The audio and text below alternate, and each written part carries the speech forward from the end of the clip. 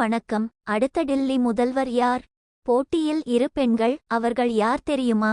தில்லியில் அடுத்த முதல்வர் போட்டியில் இரு பெண்கள் உள்ளனர். ஒருவர் முதல்வர் கெஜ்ரிவாலின் மனைவி சுனிதா, மற்றொருவர் கல்வித்துறை அமைச்சராக உள்ள அதிஷி என டில்லி அரசியல் வட்டாரங்கள் தெரிவிக்கின்றன. மதுபான ஊழல் வழக்கில் கைதாகி ஜாமீனில் வந்துள்ள டில்லி முதல்வர் அரவிந்த் கெஜ்ரிவால் தன் பதவியை ராஜினாமா செய்யப் போவதாக அறிவித்துள்ளார். அக்னி பரீட்சையில் இறங்கி மக்களின் தீர்ப்பை கேட்கப் போவதாகவும் சட்டசபைக்கு தேர்தலை முன்னதாக நடத்தும்படி கோர உள்ளதாகவும் அவர் அறிவித்தார்.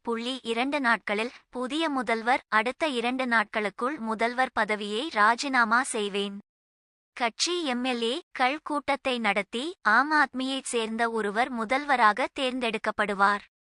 நான் நேர்மையானவன் என்பதற்கு மக்கள் ஒப்புதல் அளித்தால்தான் தேர்தலுக்கு பின் முதல்வர் பதவியில் நானும் துணை முதல்வர் பதவியில் மணீஷ் சிசோடியாவும் அமர்வோம் என கெஜ்ரிவால் திட்டவட்டமாக தெரிவித்தார். இரு பெண்கள். இதையடுத்து அடுத்த முதல்வராக ஆம் ஆத்மியின் 2வது பெரிய தலைவரும் முன்னாள் துணை முதல்வருமான மணீஷ் சிசோடியா பெயர் அடிபட்டது.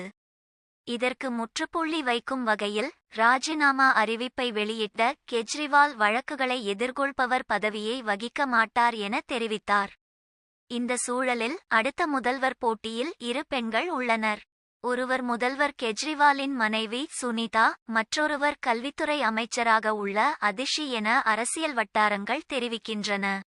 யார் அடுத்த டில்லி முதல்வர்? முதல்வர் பதவிக்கான சாத்தியக்கூறுகளில் கல்வி, நிதி, பொதுப்பணித்துறை, வருவாய் உள்ளிட்ட பல்வேறு துறைகளை கையில் வைத்திருக்கும் அதிஷிக்கு அதிக வாய்ப்பு உள்ளது என்கின்றனர் விவரம் தெரிந்த அரசியல் விமர்சகர்கள்.